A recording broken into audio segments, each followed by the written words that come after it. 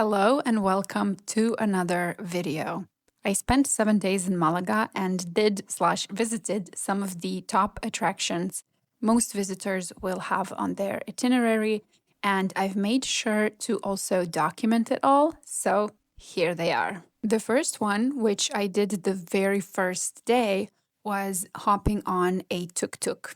I published a detailed video about that, but in short, it's a phenomenal way to quickly tour the city with a guide who is also the driver of the tuk-tuk.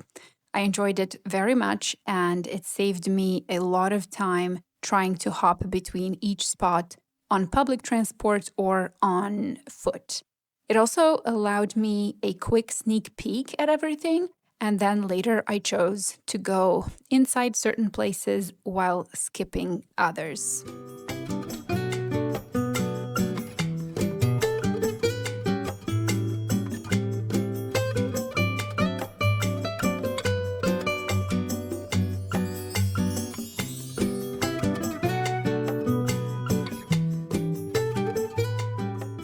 Second, the Picasso Museum. Fun fact, Pablo Picasso was born in Malaga and he attended school there, so it's no surprise that there is a museum. There's also a house he lived in as a child, which was also turned into a museum. From what I've seen online, it's smaller than this one, and it's more of personal items and stories of his early life rather than art.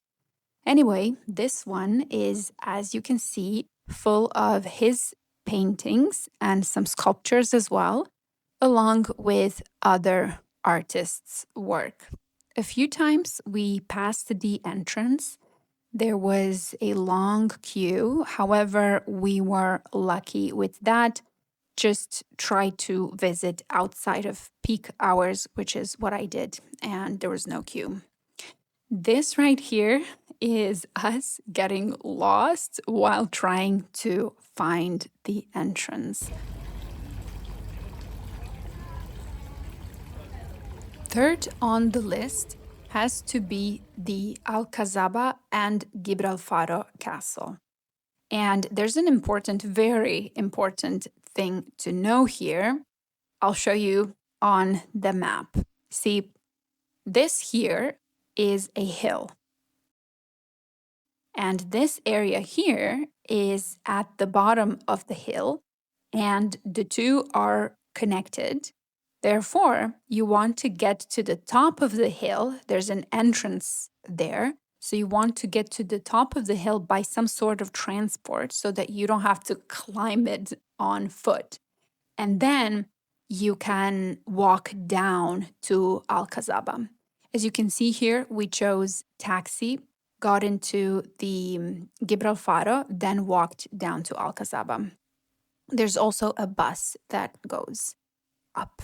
This here is the footage from my Ray-Ban Meta sunglasses trying to purchase tickets, and off we go.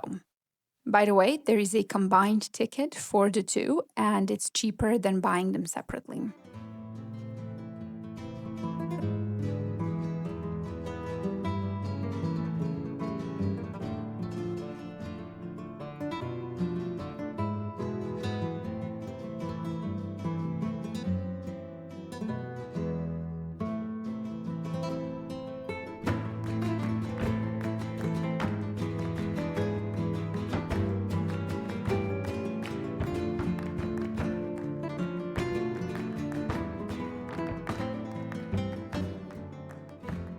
Now, a bit about this place. So, Gibralfaro and Alcazaba are connected. The Alcazaba was built first in the 11th century by the Moors. And by the way, the Moors were North African Muslims who crossed into the Iberian Peninsula in the 8th century and shaped much of Spain's medieval history, as well as built some very pretty monuments such as Alcazaba, which we will see in a minute. Right now, we are in the Gibralfaro Castle, originally constructed to protect the Alcazaba and provide kind of a strategic lookout over the Mediterranean. Gibralfaro offers some of the best panoramic views in the city. And then there's a fortified corridor connecting it to Alcazaba. And the fortified corridor is called Coracha, which zigzags down the hill.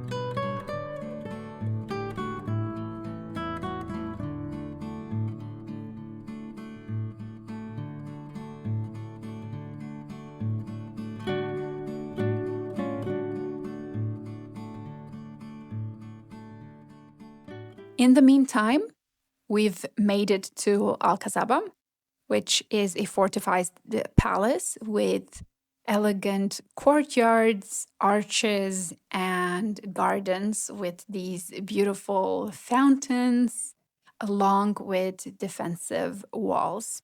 Compared to Gibralfaro, Alcazaba is more about exploring the interiors and enjoying the beautiful architectural style.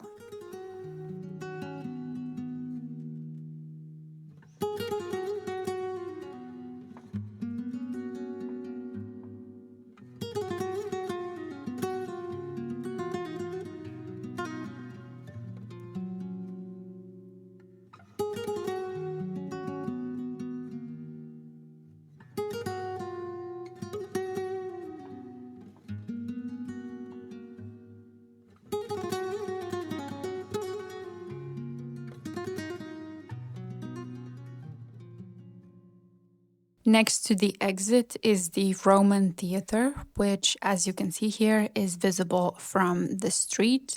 If you decide not to visit Gibralfaro or Alcazaba, you could just scroll by this place. On Google Maps, it's called Teatro Romano. Fourth, let's talk beaches. Starting from the Malagueta, which is the closest one to city center. Here on this video, I'm walking towards Malagueta, passing the harbor, and frankly, that was the best part because for my taste, La Malagueta was too crowded. So what we did is we got on the bus and went all the way to a beach called Playa Las Acacias. And as you can see here, it's in a quieter neighborhood. There's less people, but also less amenities. There were a few restaurants selling fresh fish, with which we treated ourselves after the swim.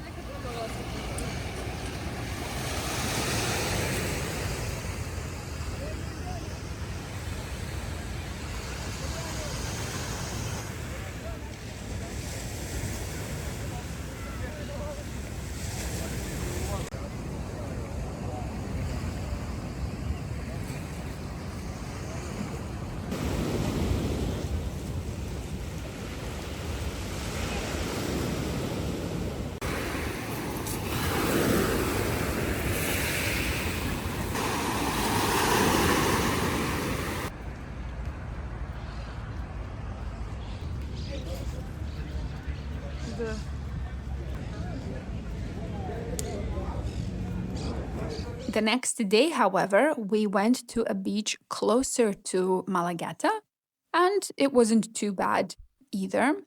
This one had a supermarket nearby. It was convenient to buy water and snacks there. And it had these nice grass surfaces along with the palm trees. This spot is right between the Malagueta and another beach called Playa La Caleta.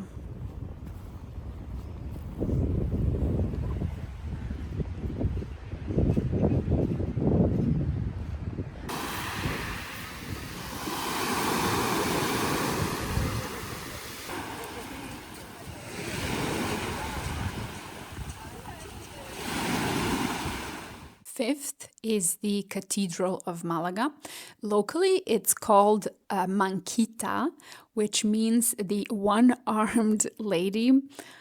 If you're asking why is that? Well, because one of the two towers that was planned was never actually finished. So when you look at it, there's only one tower. So somehow they say it feels like the cathedral is missing an arm.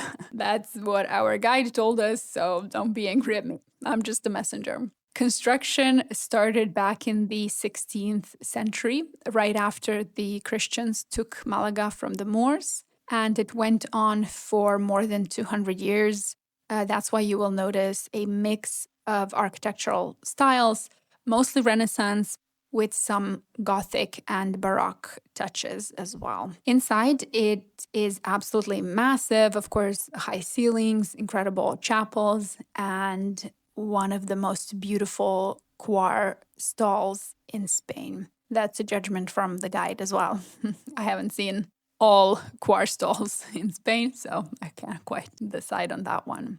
Also, there used to be a rooftop tour available. However, it's currently closed for renovations, and they say it will take a few years before it reopens, which only means one thing.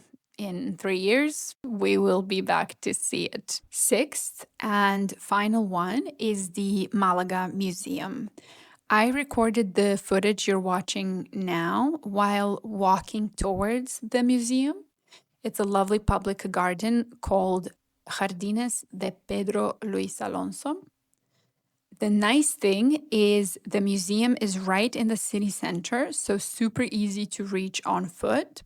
But let me start from the building itself.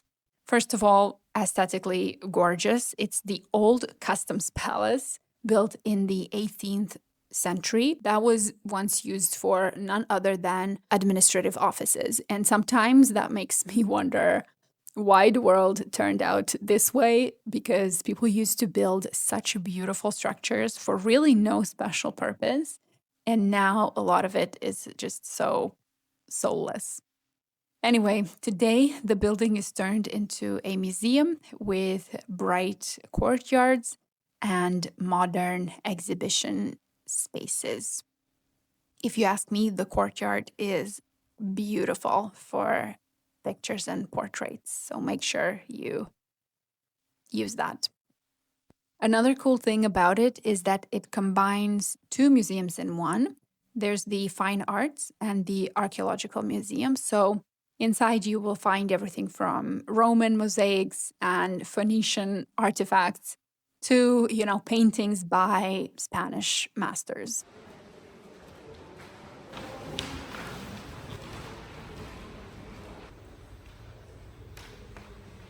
And now a bonus.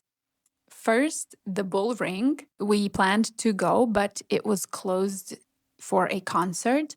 We got to see it from the top of the Gibralfaro Hill, though, so it wasn't a complete miss. Second, if you're staying in Malaga, I wholeheartedly recommend hopping on a guided tour to Caminito del Rey. It's a half-day trip to the famous path constructed for the workers building the hydropower plants in El Churro. I posted a full video guide about it, and you can find all relevant info there. Another trip we took by train that was more than worth it was to Cordoba. It takes around 1 hour to get there. It's a walkable town, best known for the Mosque Cathedral, for which we also got a guide. It's a very interesting and picturesque place with a lot of historical significance. And there's a full video on that too on my channel. And now I leave you with a few clips of parts of Malaga that you will certainly pass by.